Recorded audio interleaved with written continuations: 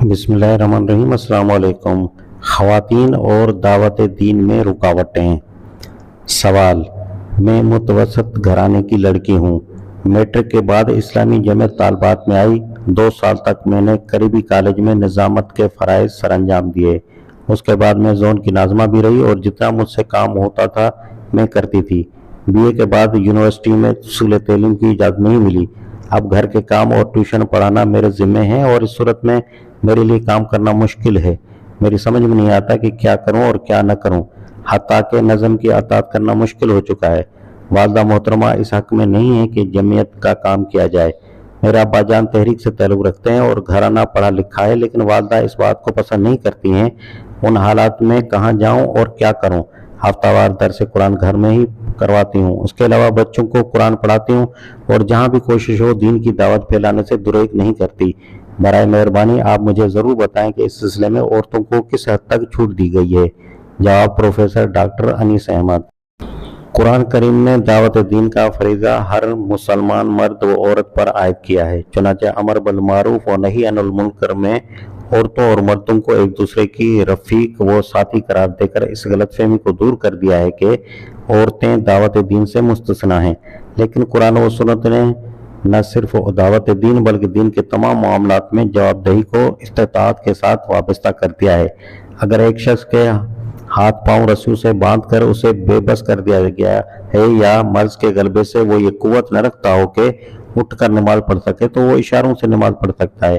گویا ایک کام کرنے کا تعلق صلاحیت و استطاعت کے ساتھ ہے۔ اگر حالات ایسے ہیں کہ باوجود خواہش اور تڑپ کے ایک شخص ایک کام نہیں کر پاتا تو وہ اس کے لیے جواب دہ نہیں ہے، لیکن یہ فیصلہ کرتے وقت صدقے دل سے جائزہ لے لیا جائے کہ کیا واقعی ممکنہ ذرائع کا جائزہ لینے کے بعد ایک شخص اپنے آپ کو مجبور پاتا ہے، اور کیا جن حالات میں وہ شخص ہے کسی اور طریقے سے دعوتیں نہیں دی جا سکتی۔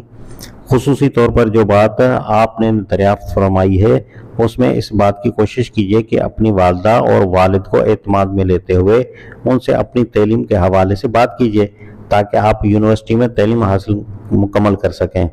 اگر ایسا نہیں ہو سکتا تو علامہ اقبال اوپن یونیورسٹی کے فاصلاتی نظام کے ذریعے سے MA کی کوشش کیجیے۔ یونیورسٹی لکھ کر معلوم کیجیے کہ آپ جس مضمون میں MA کرنا چاہتی ہیں اس کے لیے کیا کرنا ہوگا۔ بچوں کو قرآن کریم پڑھانا خود دعوت ہی کی ایک اہم شکل ہے۔ حدیث شریف میں آتا ہے کہ جو خود قرآن کا علم حاصل کرے اور دوسروں کو اس کی تعلیم دے وہ سب سے اچھا انسان ہے۔ اس لیے آپ اس کام کی عظمت کو محسوس کرتے ہوئے بچوں کو ناظرہ قرآن پڑھانے کے ساتھ اس کے معنی و مفہوم سے بھی آگاہ کیجیے تاکہ ان میں اسلامی فکر پیدا ہو سکے۔ یہی بچے آئندہ چل کر تحریک اسلام میں شامل ہوں گے اور جب تک وہ دعوتی کام کریں گے آپ کا اجر مسلسل بڑھتا جائے گا۔ ہفتہ وار درس قرآن باقاعدگی سے کرائیے، لیکن اس میں بھی کوشش کیجیے کہ شرکا محض سامع نہ ہوں بلکہ انہیں آپ اس حد تک قرآن کریم کے الفاظ و معانی سے آگاہ کر دیں کہ وہ خود اپنے اپنے گھروں میں اس طرح کے اجتماعات کر سکیں۔ گویا آپ ٹرینرز کو تیار کریں۔ اس غرض کے لیے انہیں خود تیاری کروا کے درس دینے پر آمادہ کریں۔ ان کے لیے ہر درس کے بعد ایک سوال نامہ مرتب کریں جس میں قرآن کے جس حصے کا مطالعہ کیا گیا ہے اس پر سوالات ہوں۔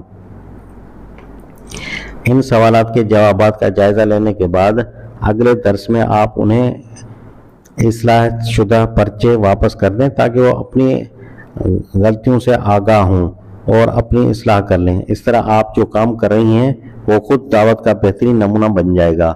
دین کی حکمت کا مطلب یہی ہے کہ آپ جہاں بھی ہوں اور جس حالت میں بھی ہوں اس کا بہترین استعمال اللہ کے راستے کی طرف بلانے کے لیے کیا جائے۔